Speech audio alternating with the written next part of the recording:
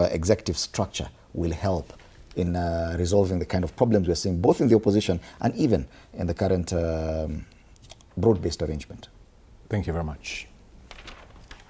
It's a tragedy that we are where we are right now because our politicians do not seem to take the benefit of learning lessons from the past or from that which is around them. It is not unusual to find disagreements in political formations. Look at Botswana. And last week we discussed about that when I was here with you. Dr. Khama and Boko had a pre-election agreement, but they fell out, and they had really, dug into removing the political party in power. Eventually, of course, Boko won. Where is Khama?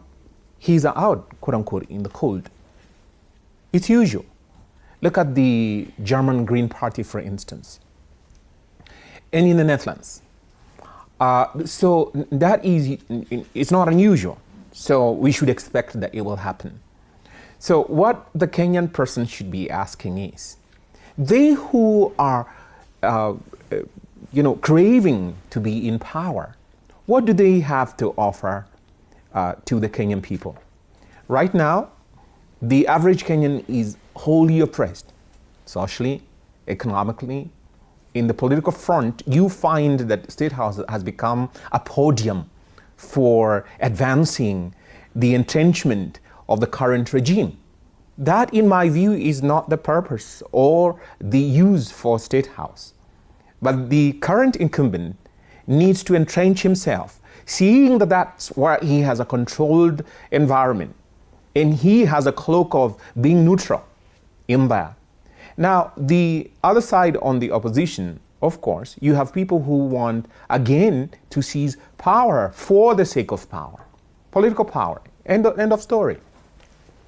Do we have a person who is visionary among the opposition? Because right now, you have a president who has no shame telling us, we are shifting from the wheelbarrow, battery, policy. We were going to Singapore. Now we are shooting to the stars in 2060. And we do not even have a policy paper. And he said he's going to convene a national dialogue, whatever that is. The other side is not telling us, okay, this is how I'm going to deal with your foreign debt. This is how I'm going to help in the teaching profession or in the employment. We are not hearing that in terms of policy. When you look at Tanzania, for instance, before Magufuli came into power, we had the same scenario. Of course, the Tanzanian situation is slightly different in the sense that they have one dominant political party, the CCM. And Magufuli's dynamism and the change in the leadership style that he entrenched, up to today, the Tanzanians are experiencing Kibaki's style, the fruits of that leadership. The economic transformation that he brought about in Tanzania has been so reverberating, very, long-lasting, that even today, you can actually see that going on. So the persons in the opposition right now, and I heard Fwamba saying that the opposition was befuddled, totally, rattled by Sifuna's meetings. I don't think so. But beyond Sifuna's meetings, I question, and I have nothing personal against him, what is it beyond Mimini Sifuna? What is it do we have that he's going to present to the Kenyan people? And I've heard people say that, well, if it will not be Sifuna on the ballot, that's it.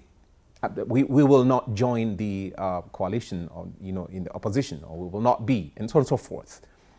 But what is it that you're going to offer that is so different from this presidency? What are you going to project to do that is different for the Kenyan person's existence to change? Look at for Azimio, for instance. What is so different now about Azimio when Uhuru is out of power, as opposed to when he was in power and he failed to cling, as it were, the power that they were looking for? and look at the UDA, ODM, sort of, superficial merger.